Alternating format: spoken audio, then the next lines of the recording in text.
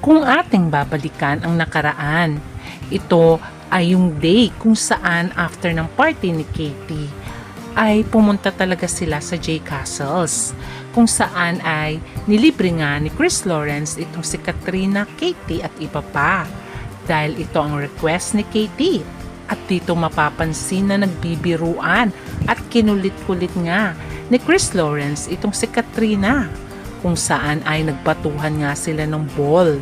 Kaya naman, ang sabi nila ay dito daw nagsimulang magselos ang girlfriend dati ni Chris Lawrence na si Carmina Kate De Leon dahil sa nakita niyang closeness at pagbibiruan ni Katrina at Chris Lawrence. Pero inamin naman ni Chris na last year din daw ay napakamin ni Katrina sa kanya at hindi siya pinapansin. Pero dahil may realization si Katrina, ay in-invite niya si Chris Lawrence sa kanyang birthday, kung saan dito na nagsimula ang pagbabago kay Chris Lawrence at Katrina Halili at naging smooth sailing ang kanilang relationship alang-alang kay Katie. Ngayon ay panay-panay na ang labas ng KKK family at lagi na talaga silang nagbabanding. Ating alamin kung saan sila nagpunta at bumalik sila sa J Castles. Panoorin!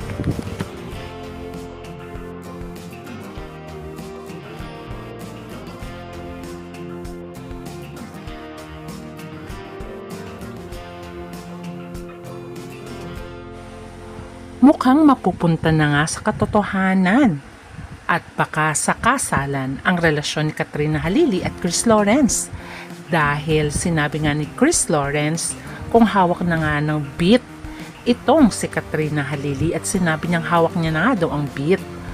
At sabi nga rin ni Chris Lawrence ang dinededicate ng kanta ay I'll Risk It All For You.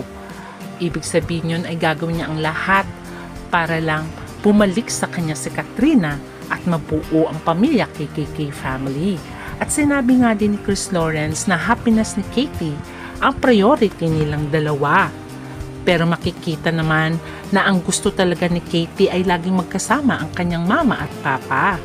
At doon siya nagiging masaya. Kaya siguro na-realize ni Katrina at Chris Lawrence na ang importante ay masaya si Katie.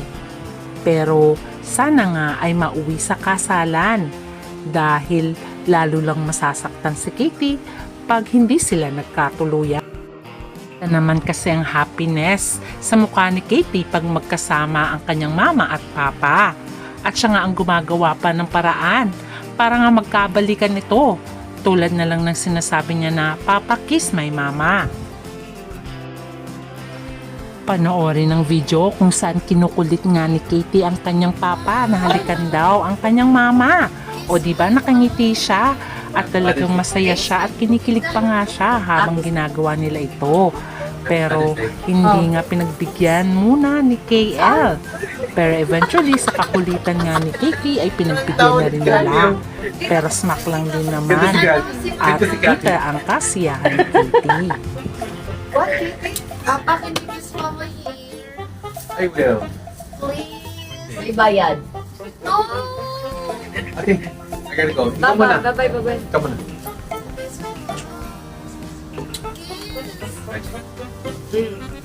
Ay, pinakis pa yung batang yan eh.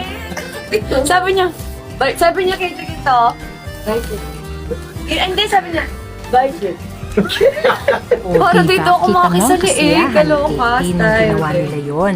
At hindi lamang yun, panay-panay din ang kanilang out of town.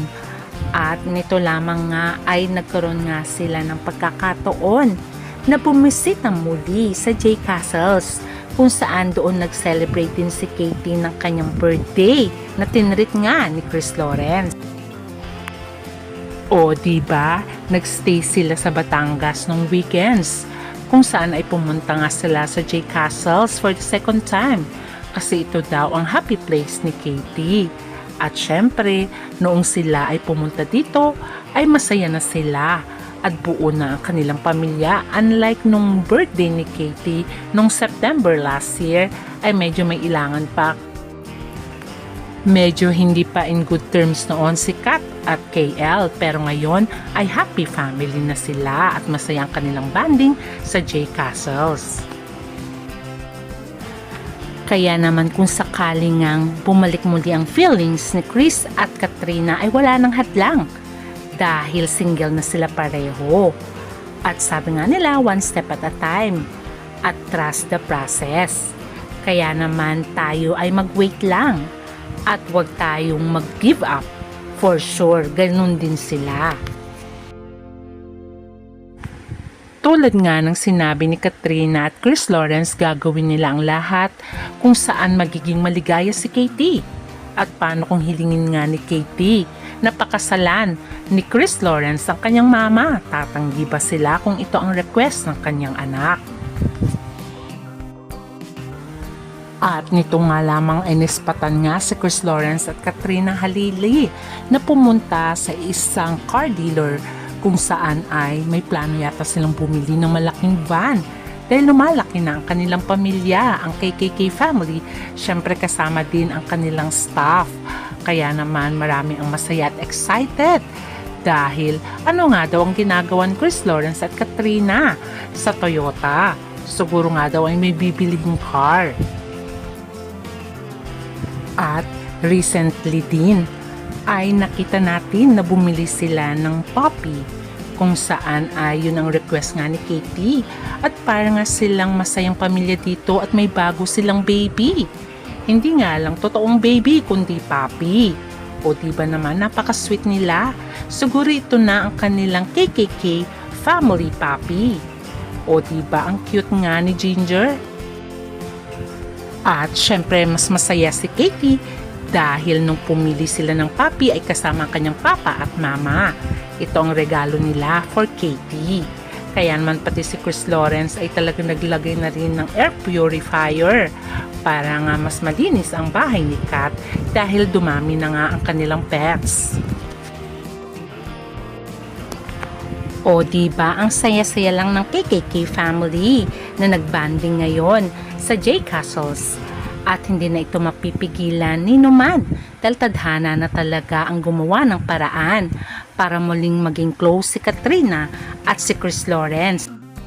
At syempre, ang kasiyahan ni Katie, ang priority ni Chris at ni Katrina kaya pinagbibigyan nila si Katie.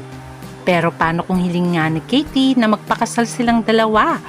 For sure, tingin ko ay pagbibigyan nila ito. Hindi dahil nais lamang ni Katie, dahil mahal pa rin nila ang isa't isa. Nakita naman sa kilos ni Chris Lawrence at Katrina Halili.